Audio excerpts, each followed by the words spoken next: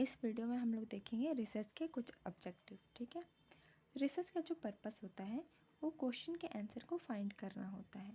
इसको हम लोग साइंटिफिक प्रोसीजर या फिर मेथड के द्वारा फाइंड करते हैं। रिसर्च का मेन एम होता है ट्रूथ को फाइंड करना। ये ट्रूथ या तो हिडन रहते हैं या फिर ऐसे ट्रूथ को फाइंड करना जो कि अभी तक डिस्कवर्ड नहीं है। हर एक रिसर्च स्टडी का एक स्पेसिफिक पर्पस होता है कि कोई एक रिसर्च को हम लोग क्यों स्टडी कर रहे हैं, उसके ऊपर रिसर्च क्यों कर रहे हैं, उसका हर एक स्पेसिफिक पर्पस होता है। तो हम लोग कुछ जनरल ऑब्जेक्टिव को आज देखेंगे। सबसे पहला ऑब्जेक्टिव है एक फेनोमेना से फेमिलियर होना। कोई भी एक फेनोमेना किस तरह से वर्क कर रही है, उस फेनोमेना में क्या हो रहा है, किस प्रकार से हो रहा है, उससे हम लोग फेमिलियर होते हैं। या फिर उस फेनोमेना में क्या चल रहा है उससे हम लोग फेमिलियर होते हैं। इस तरह के जो ऑब्जेक्टिव को लेके स्टडी किए जाते हैं उसको हम लोग एक्सप्लोरेटरी या फॉर्मुलेटिव रिसर्च स्टडी बोलते हैं। एक्सप्लोरेटरी या फॉर्मुलेटिव रिसर्च स्टडी बोलते हैं।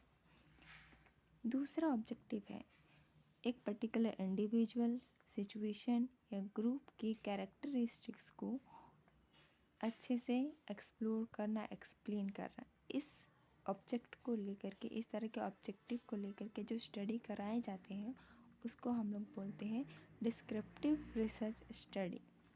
तीसरा ऑब्जेक्टिव है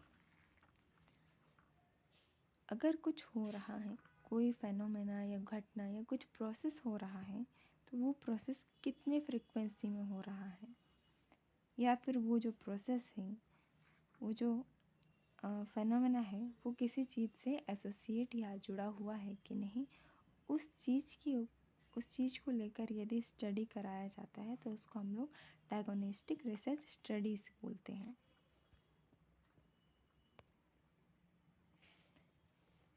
अब हाइपोथेसिस टेस्टिंग रिसर्च स्टडी, ये है चौथा ऑब्जेक्टिव। इसमें क्या होता है, कोई भी वेरिएबल है उसके बीच अगर कैजुअल रिलेशनशिप है और उस रिलेशनशिप के बिहाफ पे एक हाइपोथेसिस दिया गया है, उस हाइपोथेसिस को हम लोग टेस्ट करते हैं। इस तरह के उद्देश्य को लेकर के अगर स्टडी कराए जाते हैं या किए जाते हैं उसको हम लोग बोलते हैं हाइपोथेसिस टेस्टिंग रिसर्च स्टडीज़।